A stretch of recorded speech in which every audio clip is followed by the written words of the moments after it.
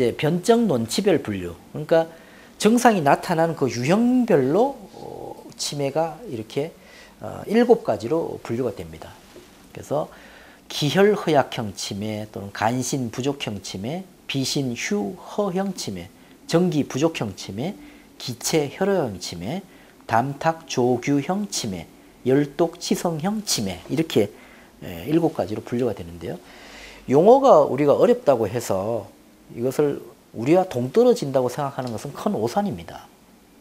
저도 예전에 한의학을 공부할 때 서양학은 뭐 이렇게 뭔가 영어로 되어 있고 화학적인, 생화학적인, 물리학적인 용어로 이렇게 분류가 되어 있고 뭔가 색달아서 참 재밌다고 생각이 되어 그래서 이제 공부를 하게 되었는데 이 동양학은 무슨 기혈허약이니 간신부족이니 비신비현이 무슨 현대와 동떨어진 용어를 쓰는 것 같아서 좀 재미없게 좀 식상하게 생각했는데 지금 제가 치매 환자를 치료하면서 임상을 하면서 정말 이런 용어 하나하나가 얼마나 고마운 존재인가를 뼈저리게 실감하고 있습니다. 사실 이런 아까 문치나 무치의 개념 또는 변적 논치적인 분류에 따라서 선조들이 이야기해 주신 처방을 그 치법에 따라서 입법방약, 군신자세에서 처방을 구성해서 써봤을 때 환자가 달라지는 모습을 보고 저는 정말 많이 소름 끼치게 놀랄 때가 많습니다. 그래서 지금은 이 한 글자 하나를 계속 파고들고 분석을 하고 있습니다. 그래서 기혈허약형 치매라는 것은 그야말로 원기와 면역력과 혈액이 부족해서 오는 치매, 혈액 속에 어떤 뇌 호르몬이나 뇌 에너지가 부족해서 오는 그런 치매, 그건 전형적인 노인성 치매라고 볼 수가 있습니다. 그리고 간신 부족형 치매는 간 기능과 콩팥의 기능이 부족해서 오는 그런 치매를 말합니다. 그래서 주로 한의학에서 이 신장 기능은 뇌하고 직결되어 있다. 뇌의 바다가 신장이다. 이런 말을 쓰는데요.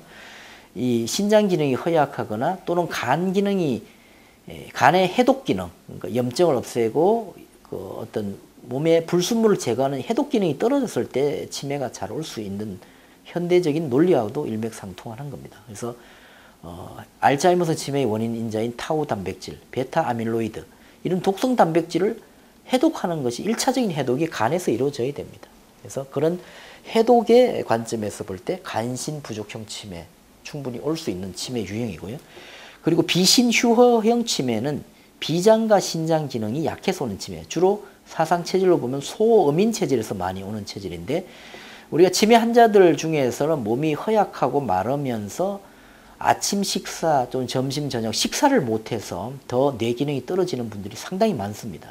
그런 경우에는 뇌 세포에 산소와 포도당이 부족해지기 때문에 뇌의 기능이 더 떨어질 수밖에 없죠. 이런 경우에는 가장 중요한 치매의 그 치료의 핵심 포인트는 바로 비장과 신장 기능을 강화하는 겁니다. 그런 분들은 사실 밥만 잘 먹게 하는 처방을 써도 밥만 잘 먹어도 인지 기능이 훨씬 좋아지고 그리고 신경인지 객관적인 신경인지 검사를 했을 때 신경인지 점수가 올라가고 기억력도 올라가고 또 더 총명해지는 것을 눈으로 확인하고 또 병원에서 임상적인 결과로서 확인할 수 있습니다. 이런 경우에는 비장과 신장을 같이 보강해주는 치료를 하면 치매 환자가 설령 중기 말기라고 하더라도 억제도 될 수가 있고 또 일부 경한 증상들은 회복될 수 있는 증상들도 나타날 수 있습니다.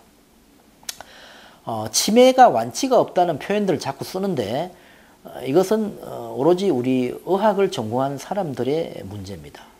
왜냐하면 치료법이 없어서 완치, 정상 치료가 자체가 불가능해서 완치가 아닙니다. 치매를 일으키는 원인을 한 가지로 규정을 하지 못하기 때문에 신약 개발을 못해서 치료가 안 되니까 완치가 없다는 표현을 쓰는 겁니다. 그건 정말 환자들의 잘못이 아닙니다. 그래서 치매의 원인을 하나로 특정할 수 없기 때문에 완치가 없다는 표현을 쓰지만 사실 치매 증상에 대한 치료 또 경한 치매의 증상에 대한 완치는 있을 수 있습니다. 이것을 치매와 치매 환자와 보호자들이 정확하게 아셨으면 좋겠습니다. 감기가 완치가 됩니까? 고혈압이 완치됩니까?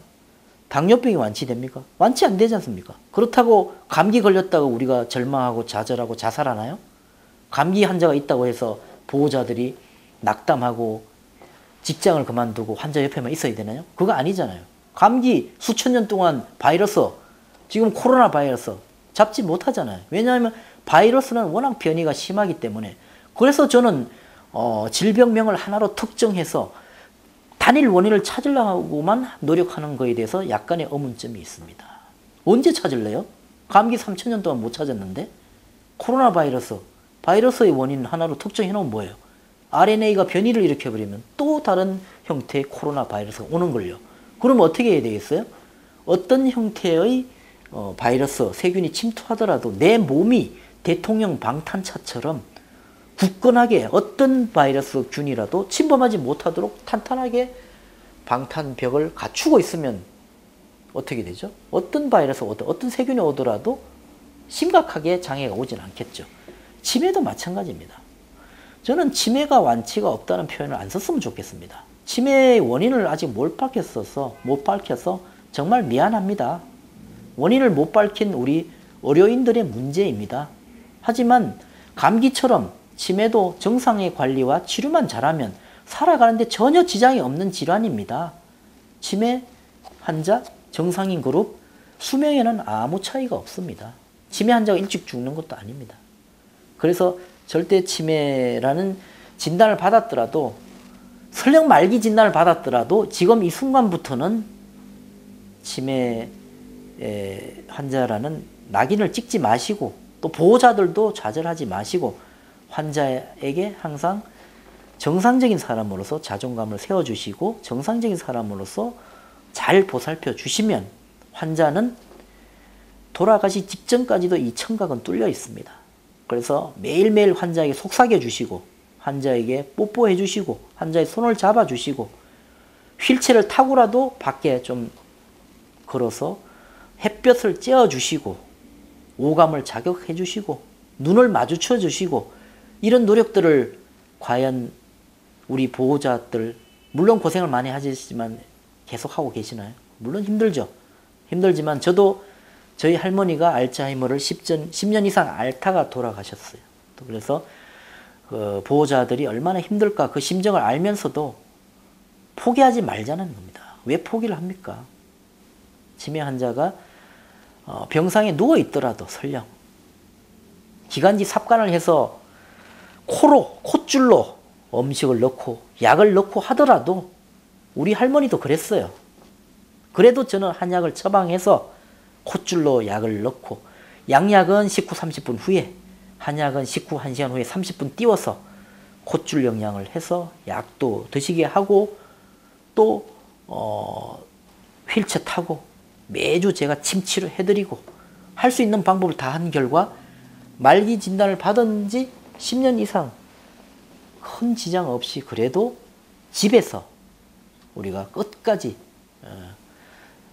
보살펴 드리고, 또 말기 치매 환자였지만 가족들을 보면 눈을 마주치고 그리고 때로는 웃기도 하고 행복하게 우리 할머니와 삶을 살았던 기억이 납니다. 그래서 설령 치매 말기 진단을 받았더라도 그냥 요양원 보내고 요양병원 보내고 이 생각을 하기보다는 어떻게 하는 것이 환자도 행복하고 보호자도 행복할까를 생각하면서 이런 치매 유형에 대해서도 이렇게 어렵다고, 한문 어렵다고 그냥 제쳐놓을 게 아니고, 어려움은 왜 어려운가?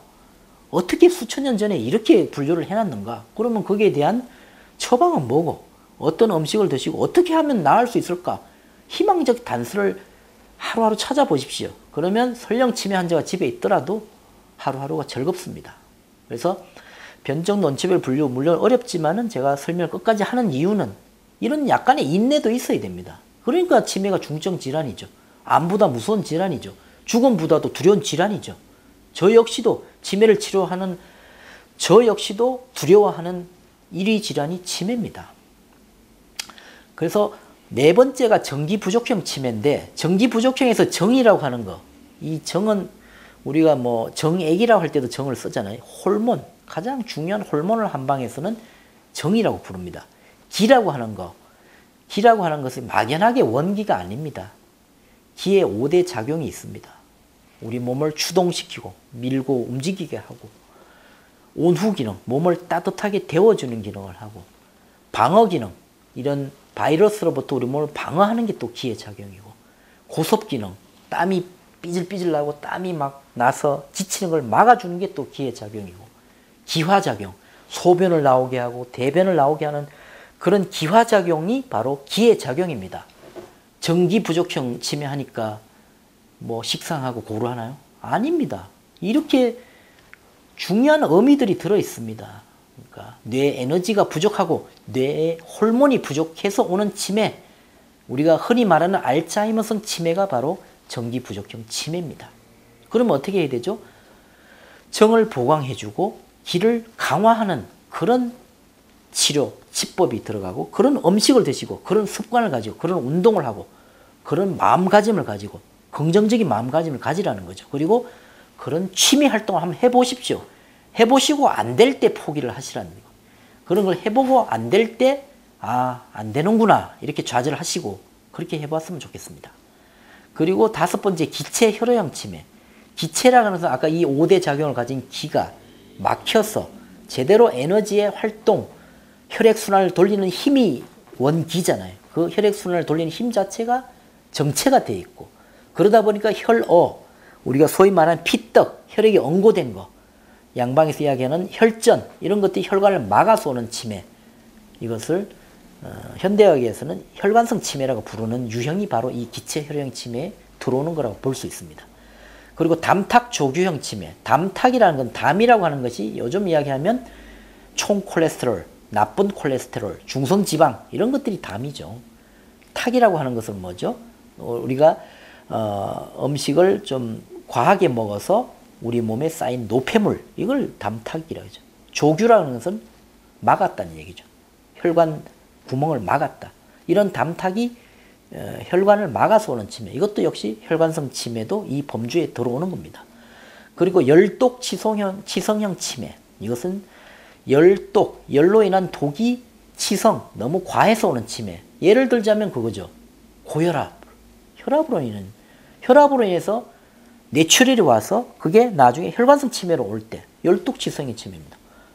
저는 이 변적 논치별 7개의 분류를 보고 알츠하이머성 치매, 혈관성 치매, 기타 치매, 이렇게 분류하는 거하고는 차원이 다른, 정말 눈에 쏙쏙 들어오는, 환자를 직접 관찰해서 환자를 통해서 환자의 그 호소에 귀를 기울이라고 하는 그 서양학의 대가들이 하는 그 말들을 토대로 만든, 또는 한의학의 대가들이 이야기하는 그 원리에 충실한 분류법이라고 봅니다. 저는 실제로 이렇게 분류해서 치매 환자를 치료해 오고 있습니다. 그랬더니 실제로 치료가 잘 됩니다.